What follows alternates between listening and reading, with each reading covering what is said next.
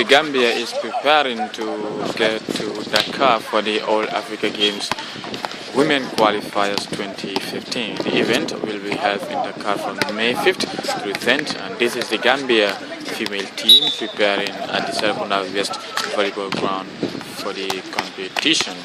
The head coach will be Lamin Baji, assisted by Alaji Sise Necho.